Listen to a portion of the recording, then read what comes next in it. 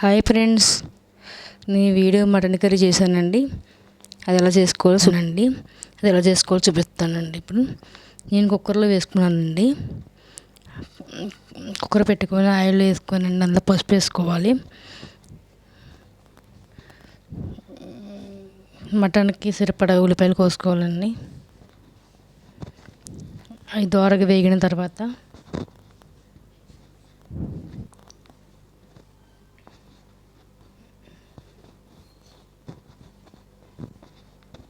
శుభ్రం చేసి పెట్టుకున్నానండి నీట్గా. ఉల్లిపాయలు బాగా వేగినాయండి. అందులో అల్లం వెల్లుల్లి పేస్ట్ వేసుకొని పచ్చివాసన పోయేంత వరకు కలుపుకోవాలండి. కలుపుకున్న తర్వాత అది వేగిపోయిందని, పచ్చివాసన వెళ్ళిపోయింది కదా, మటన్ శుభ్రం చేసి పెట్టుకున్నాం కదండి, అది వేసుకోవాలి. మంట సిమ్లో పెట్టుకొని వేసుకోవాలండి. వేసుకున్న తర్వాత కూర సరిపడగా కారం,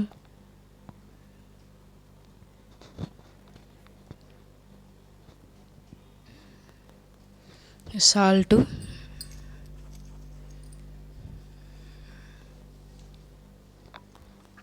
మసాలా పౌడర్,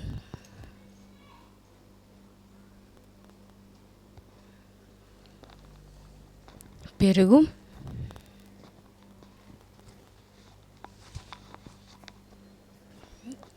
బాగా కలుపుకోవాలండి. మంట సిమ్లో నుంచి ఇవన్నీ వేసిన తర్వాత బాగా కలుపుకోవాలండి. ఇవన్నీ బాగా కలుపుకున్న తర్వాత కొంచెం కొత్తిమీర వేసుకోవాలండి.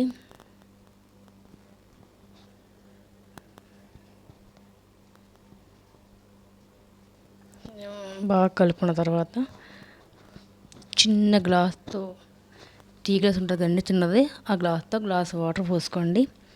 అవి సరిపోతాయండి. కుక్కర్లో పెట్టిన బలాన్ని ఆ వాటర్ సరిపోతాయి. మటన్లో ఉన్న వాటర్ కూడా బయటకు వస్తాయండి, వచ్చి సరిపోతుంది. బాగా కలుపుకొని శుభ్రంగా మూత పెట్టేసుకోవాలండి. మూత పెట్టేసుకొని ముద్ర మాంసం అయితే 10 విజిల్లు తెచ్చుకోవాలండి. మామూలుగా లేత మాంసం అయితే 8 విజిల్లు సరిపోతాయండి. అదిగోండి వేయించుకున్నాను. చిన్న గ్లాస్ నీళ్ళు సరిపోయినాయి కరెక్ట్గా అలాగా. ఇంతండి మటన్ కర్రీ. ఇందులో కొంచెం కొత్తిమీర వేసుకొని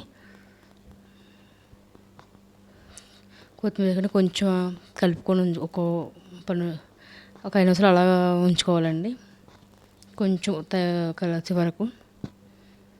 అంతేండి మటన్ కర్రీ చేయడం. కుక్కర్లో వేసుకుంటే తొందరగా అవుతుందండి. ముదురుగా ఉన్న 10 విజిల్లు, లేతగా ఉంటే 5, 8, 6 విజిల్లు వేసుకోవాలండి. ఇంతండి మటన్ కర్రీ రెడీ.